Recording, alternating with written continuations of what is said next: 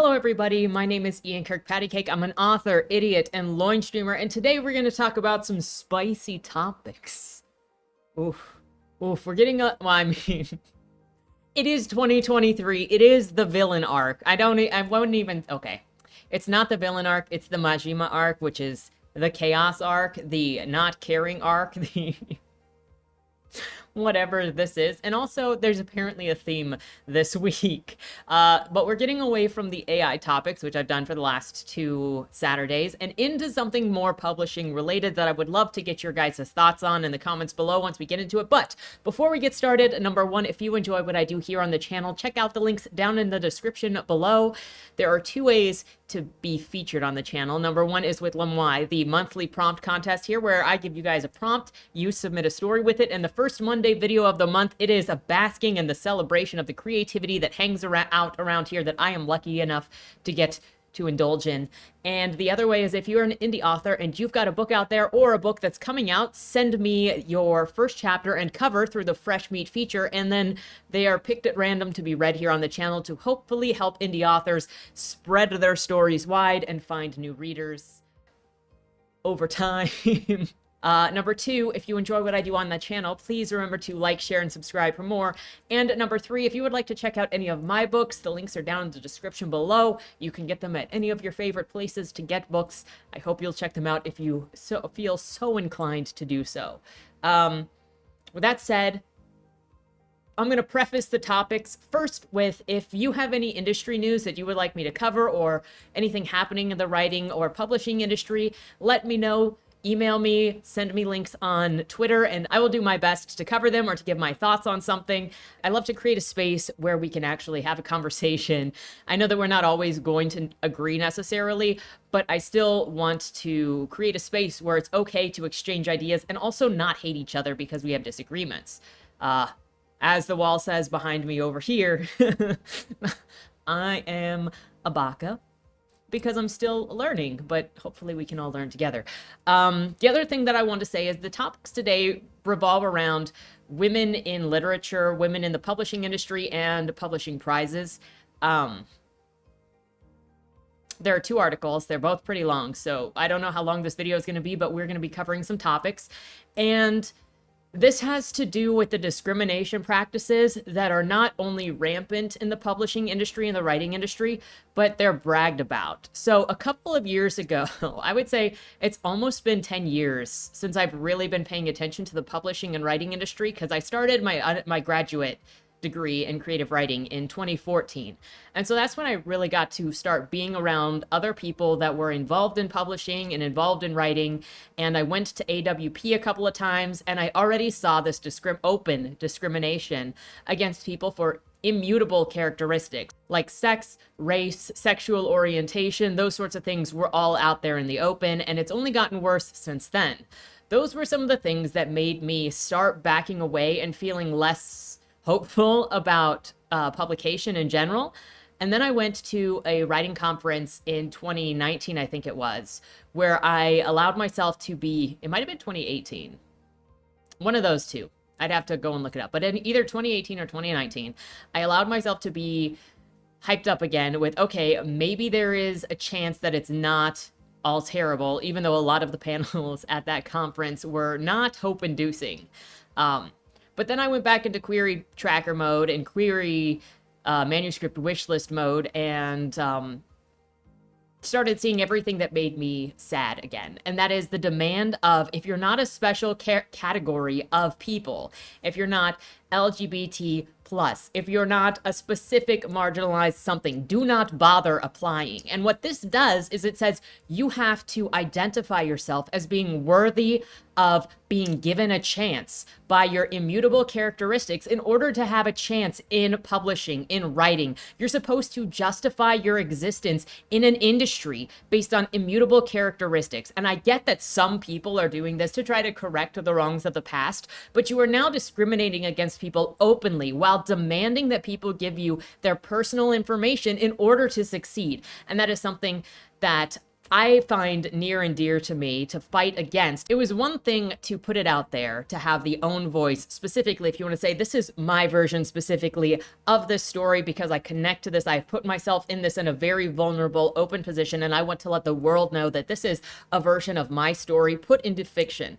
That's whatever. And I don't even think that it should be limited to specific backgrounds. Like if you look at Bret Easton Ellis, he writes a lot of stuff that is semi-autobiographical, but not quite. There was also On the Backs of Small Children, I think it was, by Lydia Yakinovic. That was also very autobiographical, but also fictionalized. And a lot of authors, especially in the literary community, input stuff that is very personal and inspired by personal experience into their work. And if you want to say, sure, this is sort of autobiographical, but it's still fiction, I feel like Own Voice could have worked for that. However, Own Voice has quickly turned into justify why you are qualified to try to write something, which has also turned into having sensitivity readers tell you whether or not you did their version of that thing correctly. This has turned into mobs. And of course, nobody is required technically to use a sensitivity reader, but it has become an industry standard in which you're not really allowed to do stuff without having that sensitivity reader clear what you're doing. And I've seen a number of books be marked down, swiped down from publishing, or with the author getting in trouble because they didn't use a sensitivity reader. They didn't use enough sensitivity readers. It's never enough. And then you're disqualifying other people's experiences. That is another thing that really bothers me about this. And I've been in way too many conversations and seen way too many conversations that start out with demanding you justify what you are or justify your opinion with some sort of identification label as to why you are qualified to have an opinion or why your opinion matters more. It's, are you asexual? Are you sexually... How are you sexually inclined? That is so invasive. It's not even funny how common that is. What is your race? What is your religious background? What is your homeschooling background? What is your schooling background? How are you going to represent these things? Tell us all of what is your medical background? What is your psychological background? Tell us all of the trauma that you've been through in order to justify your writing of a story. And that is so commonly used right now to blackmail authors and creators into justifying what they've written so that they're forced to out themselves, so that they are not now bullied by these groups of people that say you have to be a certain disposition in order to write something. Now justify it to me. I've had more than enough people in conversation tell me you can't have an opinion on that because you don't understand. I haven't told you what my background is, and I don't think that I should be forced into telling you what I've gone through in order to have an opinion. I think it's really insensitive to try to force me to tell you the trauma and the psychological analysis and the psychological diagnoses that I've received and the things that I've been through in order to justify my opinion. If I want to tell you, I want to tell you, but if I don't want to tell you, it doesn't make my opinion less valid. Or it doesn't make my deserving or my seeking of opportunity in publishing and writing and telling my story less valid. And the same thing can be said about anybody. The open discrimination in the publishing and writing industry right now and among readers that think that it is their right to know everything about you in order to determine whether or not you can write something is disgusting. And then they do that and then they go, well, you didn't write it well anyway. Well, what if that is that person's disposition? Research is one thing. But blackmailing people into giving you their background information is absolutely disgusting. But that's getting into the weeds of what like all of this really is, how all of this came to be, and how we've gotten to where we are, and is it justified? And I would say no. But I know that there are a lot of people that disagree. And it really doesn't matter because you're either going to like or you're not going to like what I do and what I say. And there are plenty of authors out there who play by your rules. If only we could just like separate with just, by separate, I mean, you go and enjoy the content that is created in the way that you believe it should be created and leave other people alone who don't do it that way. But instead, we got people claiming, good guy, who's the good guy and who's the bad guy versus how they put a book together. And you've got people demanding that you out yourselves, your private information that can put people in danger, that may be private for a specific reason. There are certain things that I don't want to be made my moniker to be known by. I would rather be known as an author, as the stuff that I've created, the characters I've created, the meaning that I've created, and not personal monikers. I got out of traditional publishing because I didn't want to have to create my whole persona and reputation based on personal details instead of the work that I do. And it's really insulting to me to even have had family members tell me that I should sell out personal information in order to build a reputation on that because it's a hot topic. It's disgusting. So with that said, with the rant out of the way, let's jump into this first article, which comes from The Guardian, and it's called How Women Conquered the World of Fiction. Again, I'm looking forward to your guys' thoughts in the comments below on these topics. Joanna Thomas Core. And this was done 2 years ago almost. In March, Vintage, one of UK's largest literary fiction divisions, announced the 5 debut novelists that it would be championing this year. Megan Nolan, Pip Williams, Ailsa McFarlane, Joe Hamya, and Vera Kurian. All 5 of them are women, but you would be forgiven for not noticing it. So commonplace are female-dominated lists in 2021. Over the past 12 months, almost all of the buzz in fiction has been around young women. Patricia Lockwood, Yag Yassi, Raven Leilani, Avni Doshi, Lauren Euler. Ask a novelist of any gender who they are reading, and they will almost certainly mention one of Rachel Cusk's Otessa Moshfegh, Rachel Kushner, Gwendolyn Riley, Monique Rafi, or Maria Stepanova. Or they will be finding new resonances in Anita Bruckner, Zora Neale Hurston, Natalia Ginsburg, Octavia Butler, Ivy Compton Burnett. The energy, as anyone in publishing world will tell you, is with women. I have to say, I'm not reading and haven't read any of these people.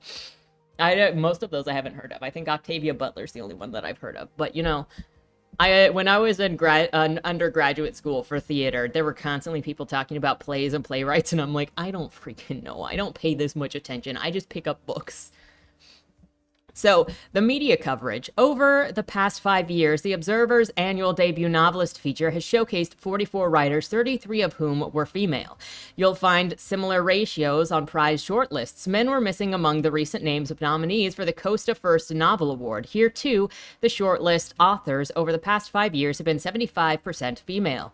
This year's Rathbones Prize features only one man on the shortlist of 8. The Dylan Thomas Prize shortlist found room for one man as well as a non-binary author, and so too did the Authors Club's Best First Novel Award, which prompted the chair of judges, Lucy Popescu, to remark, "It's lovely to see women dominating the shortlist." Also, to go with my rant from before, I might be obvious in the way that I present myself, though somewhat androgynous. But when people see my name, they assume male, unless I introduce myself as certain things.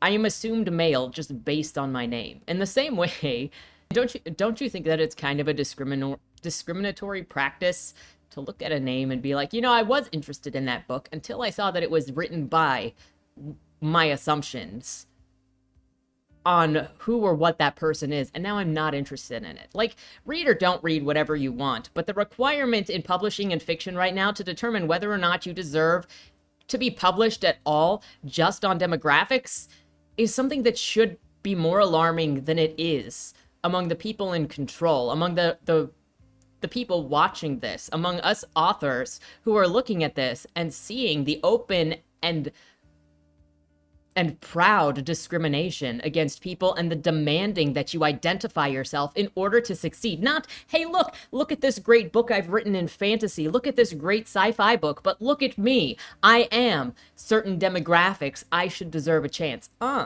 This isn't about who or what you are. This is about what you can do. And if you sell me your demographics, you're kind of selling me on the fact that you can't write, so you have to sell a niche or a gimmick instead of selling me your writing chops and your story. Going further, but not everyone in publishing sees it as such benign terms. Why is it Why is that lovely to see? A male publisher emailed me shortly after the list was announced. Can you imagine the opposite? A short list of 5 men and 1 woman about which the chair says it's lovely to see men dominating the short list? A generation ago, the short list was dominated by men. The big beasts of the 80s and 90s, Martin Amis, Julian Barnes, Ian McGowan, William Boyd, Kazuo Ishiguro, etc. in the UK, and Philip Roth, John Updike, and Saul Bellow in the United States. The writers we considered our leading novelists were men. This has changed, and while it is almost universally accepted with publishing that the current era of female dominance is positive, not to mention overdue and necessary, this is such a garbage term. Overdue and necessary sounds like revenge. And if that's the way that you're looking at it, instead of, hey, we're looking at the best books, but we're looking at changing landscape to be overdue and necessary, you're talking about revenge, not about content quality or the receivers on the other end of what it is you're publishing. Considering the previous 6,000 years or so of male cultural hegemony, there are increasingly dissenting voices among publishers, agents, and writers. They feel that men, and especially young men, are being shut out of the industry that is blind to its own prejudices. Agreed. That male publisher is at pains to point out that, yes, the exciting writing is coming from women right now, and that he himself publishes more women. But this is because there aren't that many men around. Men aren't coming through. Many women may intrinsically take a dim view of men, saying they need better representation. There were similar worries voiced when girls started to do better in the GCSEs than boys. There are whenever women are able to compete on equal terms to men, and certainly when you raise this issue to anyone in publishing, you tend to receive an eye roll, perhaps followed by a hang on. Wasn't last year's Booker Prize winner a man? Those who don't believe there is a problem will pounce on Douglas Stewart, author of Shugi Bane, as evidence of male supremacy. Why is everything always in this box of, there is obviously, if it's not a woman winning, then it is male supremacy. But when it's a woman winning, or a woman that is or women that are dominating things, it is never, hey, wait a second, there might be a bias there. Why is it always, oh, the women there deserve it, but the men there don't deserve it? Can we stop with this completely biased point of view? In fact, I have a tendency to believe that if your viewpoint of how the industry works or how anything works is, oh, men don't deserve to be there, but women deserve to be there, then you're probably acting through a bias of your own. Because if you're acting through merit, you're not going to assume that other people are cheating. But if you are cheating, then you're going to assume other people are cheating. It's called projection. And if that's the way you think everything works, then I am going to have to doubt that you deserve to be where you are. But they will often struggle to name younger men making their way on awards lists or bestseller charts. There's Max Porter, Sam Byer, a handful of Americans such as Ben Lerner and Brandon Taylor, yet few of these men are household names and none has anything like the cultural buzz of a Sally Rooney. Why is that? That same male publisher points to the vintage promotion in particular, noting that almost all of the editors in the division are female. Of 19 editors commissioning fiction at Vintage, only 4 are men. And this isn't just one team in one company, he argues. It's a gender balance replicated across the industry. A diversity survey released in February by the UK Publishers Association had 64% of publishing workforce as female, with women making up 78% of editorial, 83% of marketing, and 92% of publicity. Whenever I send out a novel to editors, the list of names is nearly all female, a male agent said, like the publisher who fears being seen as some kind of a men's rights activist, where also, doesn't that point to you that there is a problem here? If men are afraid to even say, hey, there is a problem, because they'll be painted as a men's rights activist, and then just standing up for men's rights is seen as toxic, whereas standing up for women's rights is not seen as toxic. Can we maybe take a step back and look at individual issues instead of having knee-jerk reactions to coded language that is meant to make you have an emotional, defensive response? Because that's part of the problem here. He will only speak on conditions of anonymity. Also, again, like, how do you not recognize that there is a problem if you have to be anonymous to say these certain things? But in the opposite, if you want to talk about women's rights, women involved in the industry, you don't have to be anonymous because you actually have the support of the industry. Is this difficult to understand, that there is some sort of bias in here that is it stops people from being able to talk because you get attacked and you get blacklisted for just mentioning this stuff. Look at what happened. I've done a couple previous videos of people that mentioned white men being targeted in the industry. And then James Patterson was one, what's her face, Oates was another one. And they got lambasted for saying this, to the point that they apologized within like 48 hours of having said anything. Is that not looking like some kind of problem is there? The subject is such a hornet's nest that almost every man in the book industry who I approached refused to speak on the record for fear of the backlash, like I just said.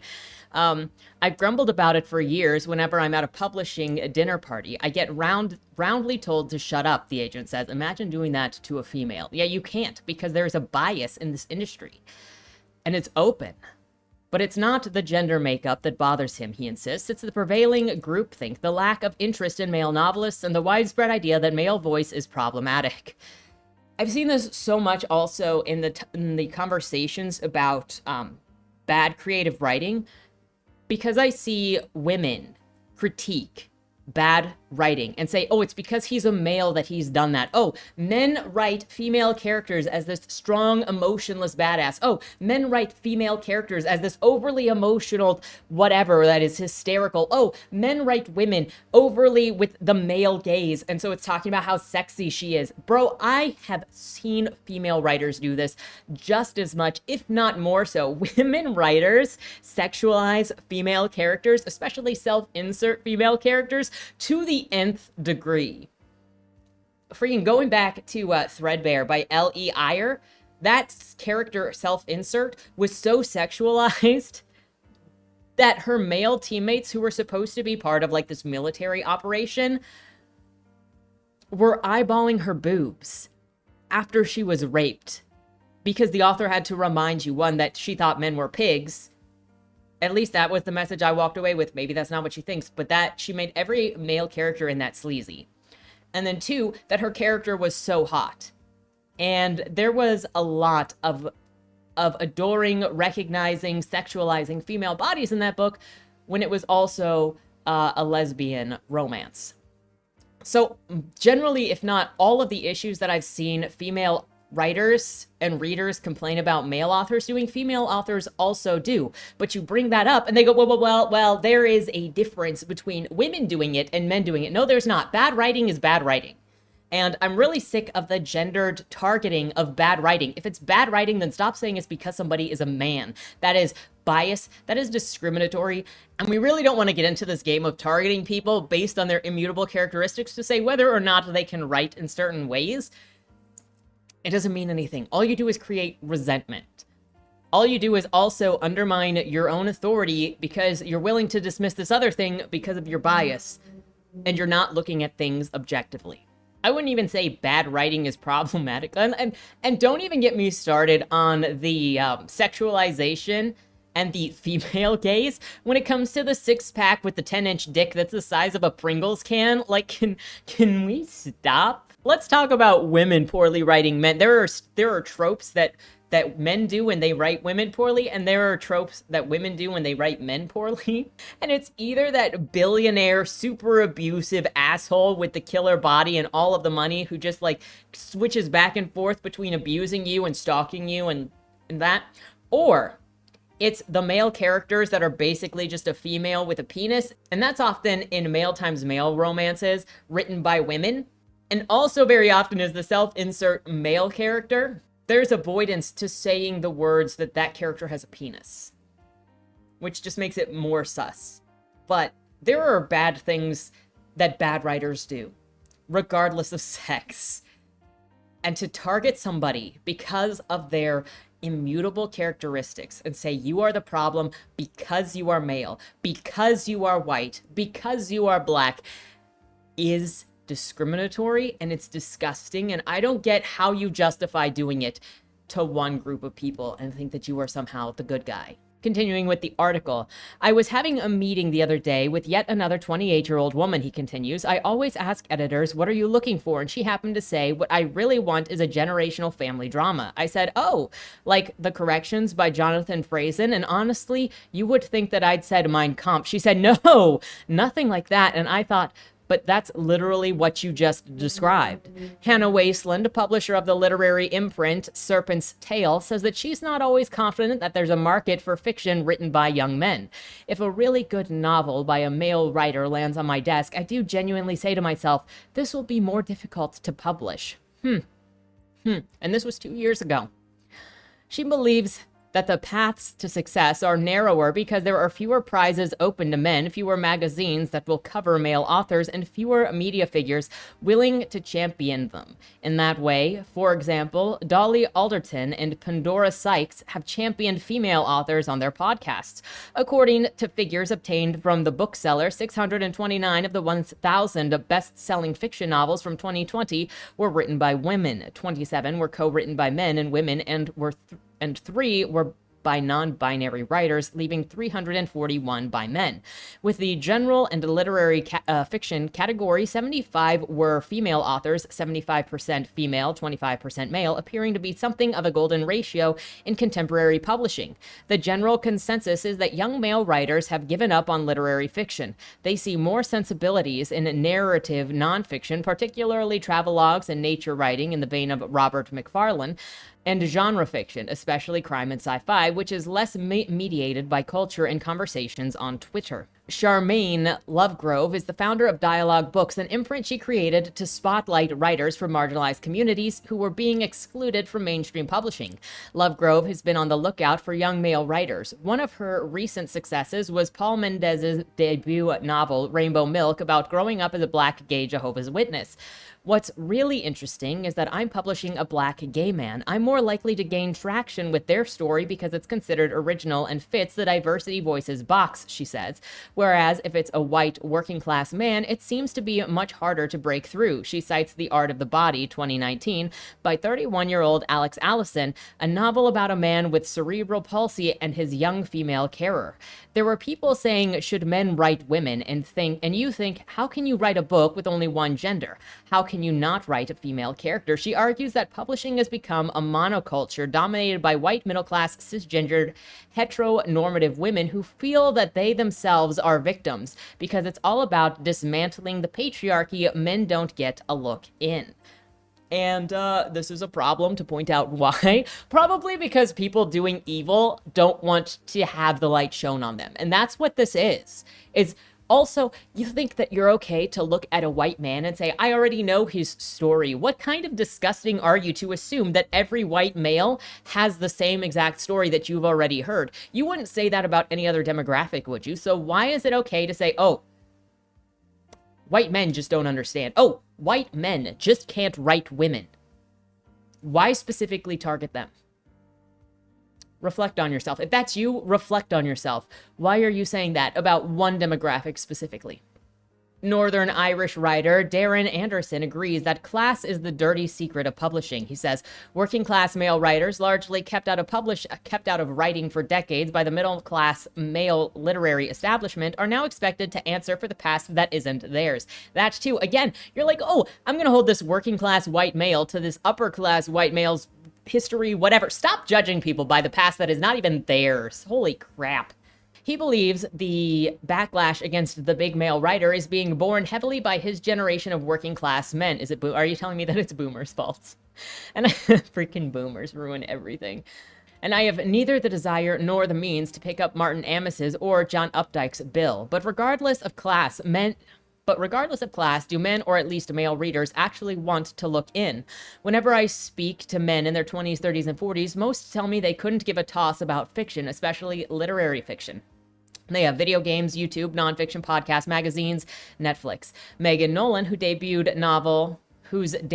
novel, Acts of Desperation, is one of this year's biggest literary hits, says, the only men I know who actively seek out and read fiction work in that field. I don't think many men I know would read more than one novel every 2 years. That's not a reason to discriminate. I guess we're trying to make a reason as to why men don't publish literary fiction. I almost wonder if women are using literary fiction as a new place to put women's fiction, because a lot of women don't like the moniker women's fiction, but then a lot of literary fiction written by women ends up dealing specifically with women's issues.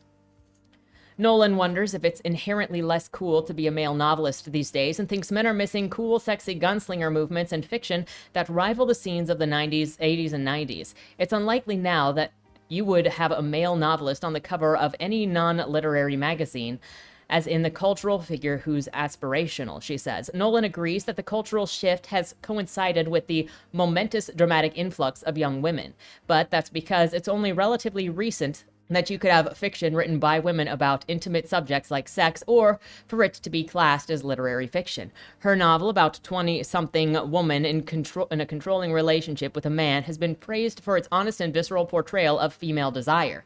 Does she think that women currently feel less inhibited than men to write about sex? I think I feel less cautious than if I was the same position as a man. I would probably feel more wary about the way I write. You still get some backlash, but it's not like you're a terrible person. It's just a bit embarrassing.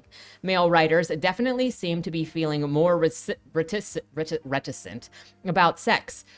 Queere Sika, sorry, argued more than a decade ago in the New York Observer that his generation of male novelists have become emasculated. They were malformed, self-centered boy writers, anti-mailer who shied away from sex and controversy. Fast forward to the summer of 2020, and the novelist Luke Brown, author of last year's Theft, a comedy of manners about sexualized class war, argued that only women have the freedom to present sexual relationships in ways that are real and complex. I have also seen this kind of goes with the conversation I was saying before about like female readers and reviewers I've seen are excessively harder on men, the way they write women, in ways that they aren't of women. And so then that makes writing about sex from a male perspective harder, because women, I think in some part, and maybe this is totally off, but I think in some part, and sometimes it's just bad writing. Both men and women can write bad anything. But sometimes I wonder if the backlash or the attack on that is a terrible way to write sex about females, or it's not taking the woman's perspective into consideration. I wonder if that's a disconnect sometimes from the reader not understanding what the male perspective is or looks like, or giving a book the ability to express itself through someone else's perspective. I did a live stream a while ago, which it's gone now, but on this book that destroyed the literary community. And it was a memoir from a woman that talked about her thoughts of when she was being a teacher at a certain time and the way that she referred to her students. And there was backlash to her for dehumanizing the students or talking about the students in ways that other people didn't like. And it's a memoir. You don't have to like the perspective of a character. That's the same with any fiction novel too, is you're getting into the perspective of those characters. You're not necessarily going to like the way that a character talks about themselves or talks about others, because their values aren't your own. Even in a memoir, often somebody is reflecting on who they were or what they had done, and they may not even like themselves for what they thought back then. But there is this backlash against that's not pure enough, and needing to censor bad thoughts or clumsy thoughts or clumsy perspectives, instead of just recognizing that this is just a different perspective and you need empathy and understanding, even if you don't agree with what you're hearing or what you're reading or who that person was. And part of me feels like that has been lost in this conversation. So it's always on the attack. And I can understand why men may be more hesitant or fearful about writing sex, because they get harsher critiques from female readers. From my experience, that's what I've seen. And I've seen female writers also criticize male writers so much harder and in personal ways for writing poorly or just writing ways that the other person doesn't like. The fact that it turns personal into personal insults and personal assumptions only makes it worse. Writing in the Times Literary Supplement, he said that heterosexual male desire had been linked so closely to abuses of power that no sensible man is impolitical enough to write honestly about more unpalatable aspects of their experience of love with women. The only outlier to the trend, Brown suggested, is the Irish writer Bob Doyle, whose second novel, Threshold, 2020, is by his own description a gloves-off, messy exploration of my own damaged male psyche and the masculinity itself. I can't believe the only way to also talk about this kind of stuff is to like self-denigrate. I mean, yeah, maybe you're looking at yourself and where you were terribly, but also the fact that you can only say, hey, by the way, I'm writing this because I'm emasculating myself as well, kind of is a problem. It would be less of a problem if it was less common or less kind of forced on everybody. But Doyle believes that as a male novelist writing honestly about sex, you're kind of despised. It can feel a bit like having a weird contagion that you ring a bell when you come into town, and people can clear out. He sympathizes with readers who are turning away from fiction by men, partially because the whole 20th century was a pretty close examination of male sexual desire, but mainly because he believes that today's male writers are running scared and pandering to what they think women want.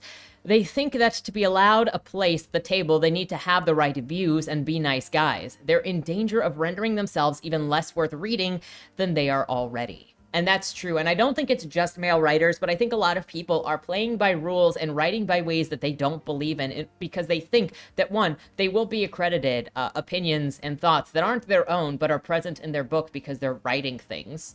And that's just what you do. And then it turns into personal attacks and dragging campaigns. And you see people making lists where murder and actual molestation and rape are right up there next to writing a character who is a dick. And it is all just one step away from somebody dragging your name and running a smear campaign because you wrote something in a book and now they credit that to you as if you had done something that your character in a book did. It is mildly personally dangerous, to put it lightly. Not all young male authors recognize this as a grim time for men writing fiction. Also, yeah, there's a lot of interest from men to write fiction, like in men to write fiction. But the industry has made it very clear whose stories it's interested in publishing. Go look at query websites, go look at magazines saying what they are accepting and what they are not accepting, and tell me that you don't see a pattern that would be discouraging if you were of certain demographics. Sam Byer, who published his third novel, Come Join Our Disease, in March, is a 42-year-old man who is thriving in the modern publishing world. He believes we're living in a particularly fertile time for literature that's largely thanks to women breaking down traditional forms. He praises Rachel Cusk's experiments in autofiction, Ymir McBride's new approach to modernism, and Elena Ferrante's big history spanning state of the nation novel, which people used to only associate with the big male beasts of fiction. All it takes is one black woman winning the Booker Prize, and it's the end of culture for some people, says Byer. Women and black people have been underrepresented in fiction for decades, and it doesn't get sorted. But people get a whiff that men might be underrepresented for even a year, and it's very urgent that we do something about it. Is this a genuine concern, or is this about the dominant cultural reasserting itself when it feels under threat? But see, if you're the one making this claim, it makes me dubious of you. Because otherwise, if we're just like, hey, if you're going to be openly talking about discrimination and underrepresentation, and then somebody goes, hey, if you care about underrepresentation, can we look at this thing over here that's a trend that's been going on for a couple of years? And you go, no, that's just you trying to get power. I think you're playing a power game right now. And I think you're trying to gaslight. Because you're the one that's bringing this stuff up and then ignoring what you already said is your cause because you've just marginalized who you consider worthy of being marginalized. While the publishing world is beginning to address its woeful track record when it comes to fiction by women of color, with high-profile debuts from authors such as Candace Carty-Williams, Kylie Reed, Ingrid Persaud, and Oinken Brathwaite. In recent years, many male writers of color feel they are underrepresented. Ashley Hickson Lovins, a black secondary school teacher turned novelist, feels publishing remains a white woman's world. When he was writing his first book, The 392, the statistic emerged that only one debut by a black British man had been published in 2016. That number was pitiful. If I was a young black boy seeing that, I would think that it's harder to become an author than it is to become a footballer, and with a lot less money. He ended up being approached by 7 or 8 agents, but points out that they were all white women. Now, that is so dubious. And I have seen this on social media too, where people, instead of looking at maybe if what they're book was about, if it was what the market was looking for necessarily. They bring up demographics to then say they are being victimized because of their demographics. And then people, if you're the right demographic, you get people rushing up to be like, hey, I'll take care of you because I can show off that I'm a good person. This is such a manipulation in so many different ways, and you can't even trust if the book is good or marketable or what the market wants because people want to play savior.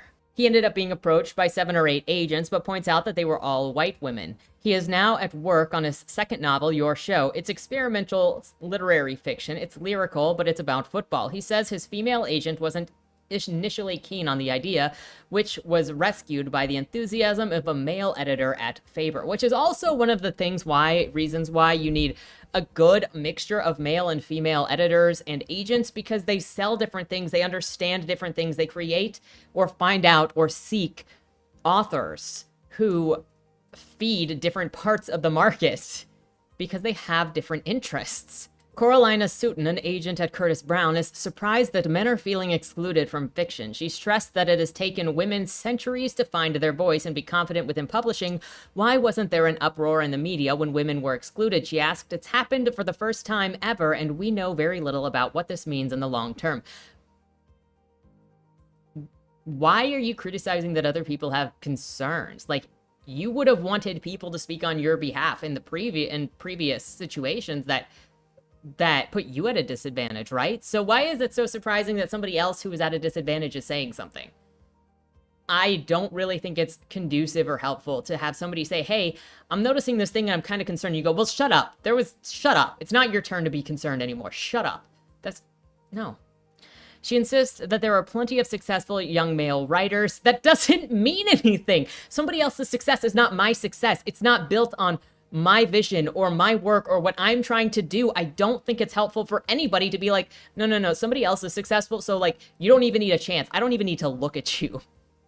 You know how dismissive that is? You know how disgusting that is? Oh, look, we've already got like 15% of whatever you are in the industry. So no, we don't need to look at whatever it is you're doing. That's so disgusting. It's just most of them aren't writing from the dominant point of view or with the self-assurance that Roth and Amos had in the 80s and 90s. Still, she concedes that the expectations of male debut novelists are greater than they used to be. For a young man to get a £250,000 advance, the bar is really high. They have to deliver something really spectacular. It's easier for women to get higher advances. I would also have you know that because I don't lead with whatever my identity is, people look at my name and assume that I am male. People hear my voice and make assumptions about my voice. Every so often, I would say every couple of months, I get a comment saying that I'm a man.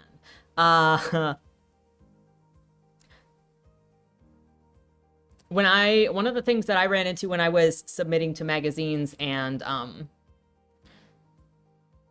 agents, and I was looking around these things, when they would list what they're looking for, and hey, we're looking specifically for marginalized authors, female authors, blah, blah, blah, I felt disqualified because I'm not going to lead with personal information to sell a novel. And so I can't apply for these things. I'll get thrown into a pile of garbage because the assumptions being made about who I am because I don't offer up personal information. I'm here to write books and tell stories.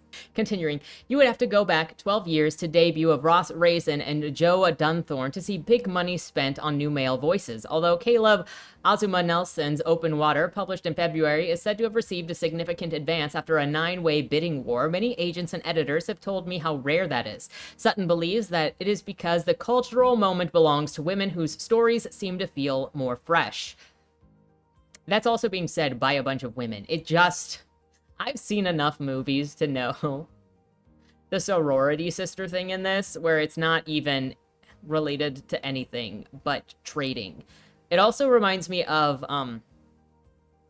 many of the situations I've been in with alternate media and indie media, where there's this expectation that you won't be honest, that you won't leave honest reviews, and that you'll sell each other's books, and that you won't say or do something unless if it's bad for the cause. And the cause might be, hey, we're on the right wing. You read a right-wing book. Don't be mean to right-wing authors, or don't be critical of right-wing authors. Well, I hate to break it to you, I'm not right-wing. I'm also not left-wing. I'm just a person. But I've been approached because I go into alt spaces to try to bring creativity there, and then I get cornered with behave as we say, and when I say no, I get rumors spread about me. So that's happened a couple of times. And that's what this feels like, is it feels more like lying about stuff to sell books, to sell your cohorts, instead of being honest. And I don't like that.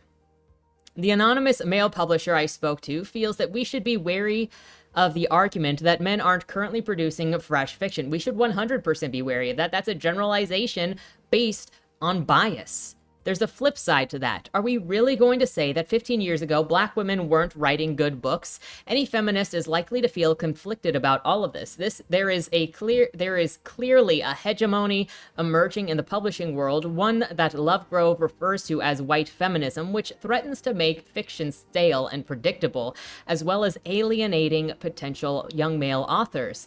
It's both amusing and dismaying that the publishing insider I speak to all seem to identify their archetypical reader as a 28-year-old white woman who grew up in Buckinghamshire or Oxfordshire. The Jamaican novelist Marlon James said something similar in 2015 when he won the Booker Prize, only for James that archetype was a white woman. Only for James, that archetype of a white woman was a long-suffering, middle-aged suburban reader. He argued that because these kinds of women made up the vast majority of fiction-buying market, authors of color were being made to pander to them. I've heard that also in different conversations with non-white authors feeling like they have to write performatively for certain agents in order to get published. They have to tell these stories that specifically relate to their races. And maybe some people want to, but others don't. And they're being pressured into telling those stories instead of people in general getting to tell the stories they want to tell, and the agents and editors finding those stories and voices just to share new stories. So there's a lot going on here, and a lot of bias against a lot of different people in a lot of different ways, and a lot of force being used. And this also goes back to the video I did on Thursday about writing female characters, and you can see, I feel like, this persona of this middle-aged white woman kind of in that, where it's, this is how you write it, this is how I tell you to write it, and if you don't do that, then you're a bigot. Like, that's how this stranglehold is getting into everything. Article continues, but I think we should be wary of shaming the women whose enthusiasm, passion, and investment keeps the whole industry afloat. And there is also the question of whether, for all their visibility, women are yet afforded the same cultural respect as male novelists. Well, maybe if you weren't cheating to get into places, you would have some kind of the same kind of respect. But when there's such open discrimination, I think it's going to be impossible to get the same level of respect. And as you discriminate more and more to try to make up for that lack of respect you think you're getting, it's going to be harder and harder to get respect, because other people, more people, are going to think that you're cheating to get that position, and you don't really deserve those accolades. I mean, that's me. There's a danger that the novel gets dismissed as a feminist form. Also, yeah, when you shove when you shove speeches and behavior and demonize people, which there are so many books that just demonize men and then have like speeches about what this character is supposed to be. Like, look at Guns and Smoke, where the character literally breaks from the plot to say that she is a strong, independent woman, which is why she sleeps around. Like, when you have characters break plot to speech political points at the reader, it's not good writing. And you also look unconfident. You're not telling a story, you're telling us what to think. And that's, you don't get accolades or respect for that. At least not for me. Maybe you'll get that from awards that are also stacked with these same kinds of authors and these same kinds of editors that are all for this bias and supporting this bias. But as a reader, you're not going to get anything from me from doing this. Except probably, like, me not reading your book, or I could roast your book if I find it, if I am unfortunate enough to read it. Especially since the history of the novel, from the 18th century origins, was rooted in the idea of it as a frivolous literature for leisured women who didn't receive a formal education in science and politics. It was male writers, such as Samuel Richardson, as well as the generation of male critics who were seen as professionalized seen to professionalize writing fiction, which is perhaps why many women feel suspicious of the "where are all the men" conversation too often goes hand in hand with the question, is the novel dead? O'Briers says there is certainly an authority attached to being a man in this profession. In interviews and talks, he is constantly invited to grandstand on politics or the craft of fiction in a way that his female contemporaries aren't.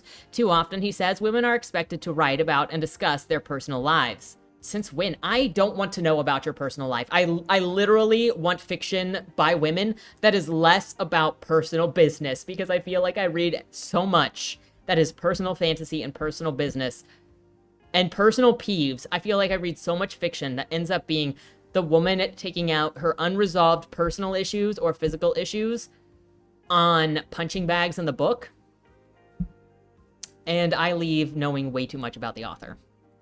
Kishani Widiryante, editorial director of one of the UK's most important literary imprints, Fourth Estate, insists men aren't being discriminated against. However, she does believe that there is a predominance of white middle-class cis women at all the levels of the publishing industry. How can you be like, look, men aren't being discriminated against, but white women dominate everything?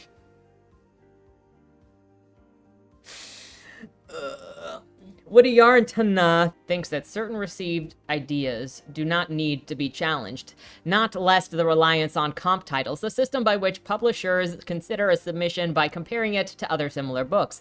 The most obvious example of this has been the Sally Rooney phenomena, in which every publisher rushed to find young female writers to fill what one would call the Rooney-shaped hole. The reliance on that as a mode of thinking leads to publishers reducing what already exists. It doesn't allow publishers to innovate. For Lovegrove, change can't come soon enough. People in publishing say, I don't read men like it's a badge of honor, and it makes me uncomfortable because I also know that many of them share a bed with a man. Some have a son. This idea that you're denying a voice to the very people you share your lives with and have hopes and dreams for seems really bizarre to me. Lovegrove feels the industry is failing in our mission to publish for society. She worries about male depression and disengagement and believes that if you exclude men, you see a backlash. Not only that, like, I mentioned this too, if I am reading a book and it's constantly, I don't care if it's denigrating constantly to women or denigrating constantly to men, if it's constantly insulting to everybody in the story or to a certain person in the story, like a lot of fiction that I've read recently, let's look at Leather and Lace and Guns and Smoke, because that's some of the most recent fiction I've read. Its focus is insulting and denigrating men in order to make the females look more empowered. They're all useless. They're all stupid. They're all mistreated in order to make the female look better. And why am I going to read a book that is so mean and caustic to half of the cast, to part of the cast, to part of the important part of the cast? You can make a strong female character without being insulting to other characters around them. If you have to insult other characters in order to make your character strong, then your character is not strong. And that goes back to Thursday's video.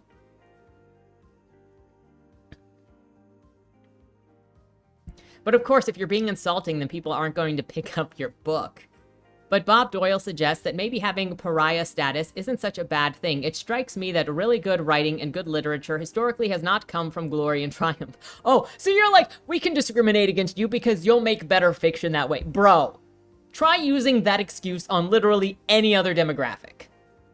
It has come from abjuration and opposition. Bro. You'll write better books is not an excuse to discriminate and abuse people. I cannot believe you put your name to that. If we stop expecting the big male novelists of the 2020s to look like updated big male novelists of the 1980s, there are signs of exciting new era of fiction by young men.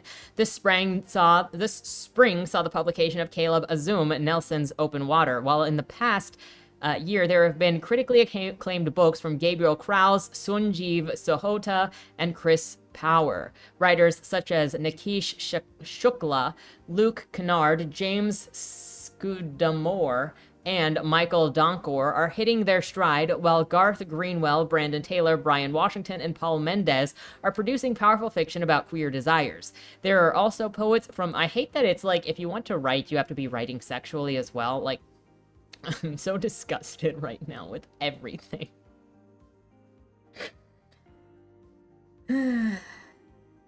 Also, you know how many times I've been told that because my books feature primarily male casts, like not totally male casts, but they are majority male casts. One, I don't have to explain to you why I pick majority male casts, and they're not reverse harem. I just have a comfort and a reason why I write the way that I write. But because, even though I'm female, because I write majority male casts, I'm going to be discriminated against in publishing because it's not cool to have majority male casts anymore because you're supposed to shit on men. I adore men. I love men. I write so much, I feel like, about my love for men and the way men are in the way that I write. I also love women, and I feel like I write the way that I think they work together and they complement each other and what relationships mean to one another. I am currently working on Bodymore Zero, which mainly features Ralph and Casey. Ralph is the point of view in it instead of Joey. And you get the brotherhood relationship between Casey and Ralph, and I love what they do for each other and what they can do for each other because of their relationship. But I feel like so much fiction is written out of hatred or anger or caustic desire for revenge and resentment, which is also one of the main themes of Bodymore, is the resentment and how it destroys everything and will eat your soul and will want to make you to continue to destroy everything around you, especially anything that is not also caustic. Like, that's Bodymore's wanted to destroy Ralph ever since he was born because he is a hopeful light in the dark. But so much is written out of this desire to destroy and resentment and revenge. And it hurts a lot to read, and it's disgusting. Even in books where sex is the main thing or the driving thing of this stuff, you can see the author's seething hatred for the way they often treat, especially the male characters in the fiction.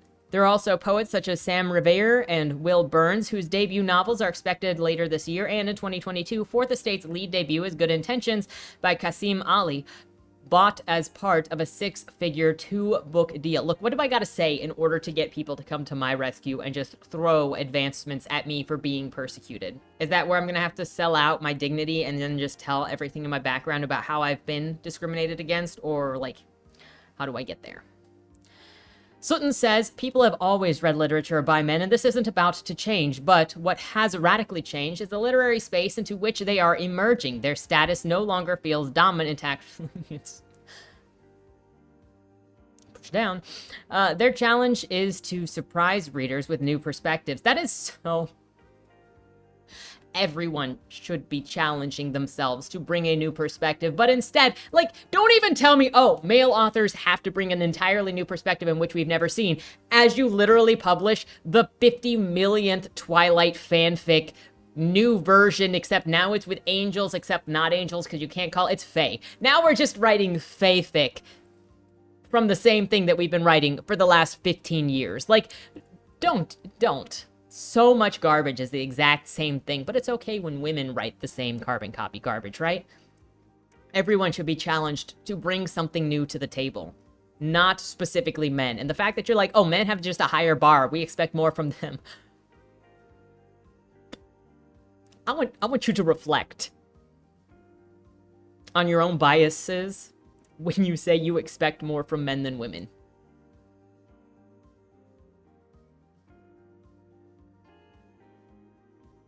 She finishes by saying, which is happening and will continue to happen because literature and culture do not stand still. So that's the end of that article. Since I've already made this video so long, I'm not going to get into the other article, so that'll be probably next week I cover it. But it is by Quillette, and it's Do We Still Need a Woman's Prize in Fiction? So that'll be interesting to see your guys' thoughts on next time. But this time, we're just going to stick with talking about the industry domination of women in fiction, women in the publishing world, and what you guys think about the biases. Have you experienced the biases? Do you think there's a bias? And it's not necessarily just in the bias of publishing and agents, but have you seen a sort of open bias in like critique groups, in writing circles, in writing conferences? Have you experienced it with readers or with reviewers? Have you experienced any sort of causticness? Or do you feel like it's pretty fair, or this is a comeuppance? Whatever your feelings are, if you feel safe enough to say them, because I understand that this is, obviously, there are a bunch of people in this article that wanted to remain anonymous for a reason, because this is a spicy, hot topic for a lot of people, and there is a lot of backlash behind saying certain things. But I want to invite you to be as honest as you feel safe or happy enough to express. But I do think that these sorts of things are important to talk about for industry reasons. It hurts everybody involved, whether or not you're getting the boost or you're getting the discrimination. It devalues your work if you're getting the boost, and it makes the other people who are suffering from the oppression more resentful, instead of being about the books, being about the stories. I can't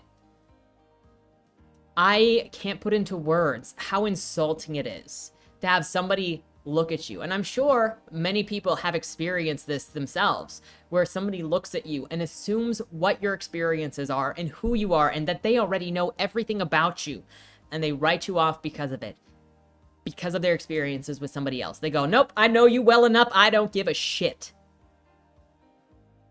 That's what's happening industry-wide. And I don't understand how it is permissible and encouraged, an industry standard, really.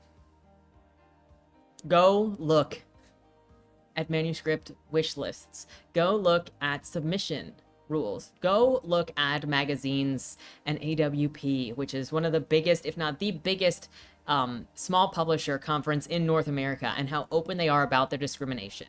Go to any writing group, or how many, even booktubers and author-tubers, openly talk degradingly, specifically about men. It's not even a joke.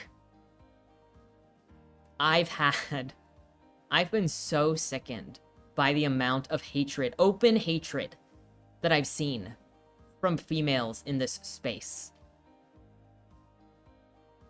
toward men, and toward anyone that speaks in defense of the way men are being treated.